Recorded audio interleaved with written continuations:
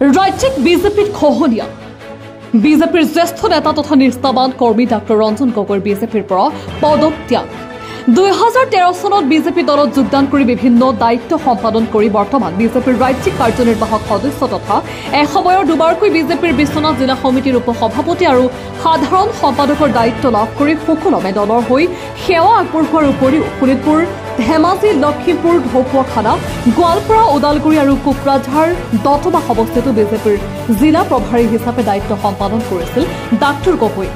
ইয়াৰ উপৰিও ডাক্তৰ গগৈ বৰ্তমান সময়ত বিশ্বনাথ জিলা ক্ষুদ্ৰ চাহ খেতিয়ক সন্থাৰ সভাপতি, বিশ্বনাথ জিলাৰ হাতুৰ সন্থাৰ সভাপতি, বিশ্বনাথ জিলা বিহু সুৰক্ষা সমিতিৰ সভাপতি, বিশ্বনাথ জিলা আহোম জাতীয় মহাসভাৰ সভাপতি, বিশ্বনাথ জিলা সত্ৰ মহাসভাৰ সভাপতিৰ দায়িত্ব পালন কৰি আছে।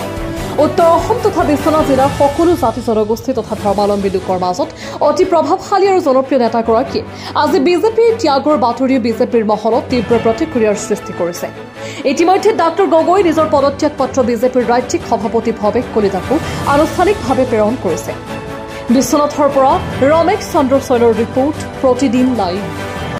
যথেষ্ট জনপ্ৰিয়তা আছিল হয়।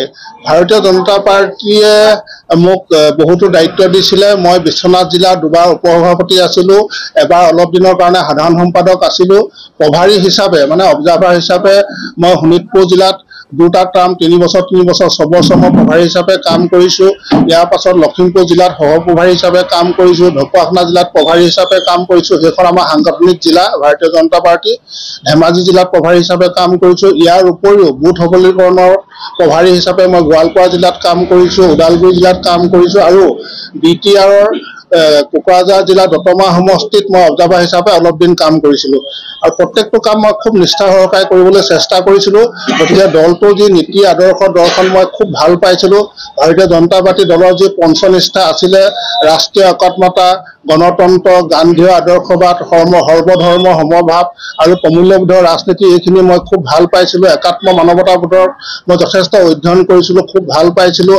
ইয়াৰ উপৰিও সাংস্কৃতিক ৰাষ্ট্ৰীয়তাবাদ আৰু আমাৰ ভাৰতীয় জনতা পাৰ্টিৰ যি আমাৰ অন্ত্যোদয়ৰ প্ৰতি মই যথেষ্ট আকৰ্ষিত হৈছিলোঁ। সেইকাৰণে মই খুব যথেষ্ট কষ্ট কৰি মই দলৰ সাংগঠনিক ভেটি শক্তিশালী কৰিবলৈ চেষ্টা কৰিছিলোঁ। মই যেতিয়া ভাৰতীয় জনতা পাৰ্টি 13 চনত জইন কৰিছিলোঁ, তেতিয়া আমাৰ বিশ্বনাথ জিলাৰ বিশেষকৈ বিশ্বনাথ সমষ্টিত সংগঠন শক্তিশালী নাছিল। সেই সময়ত 189টা বুথ সমিতি আছিলে। তাৰে অধিকাংশ বুথ সমিতি মই নিজে আমাৰ কাৰ্যকৰ্তাসকলক লগত লৈ তেতিয়া আমি বুথ কমিটি বনাইছিলোঁ। ইয়াৰ উপৰি পঞ্চায়ত সমিতিসমূহ বনাবলৈ চেষ্টা কৰিছিলোঁ আৰু বনাইছিলোঁ আৰু যথেষ্ট নিষ্ঠা সহকাৰে কাম কৰিছিলোঁ।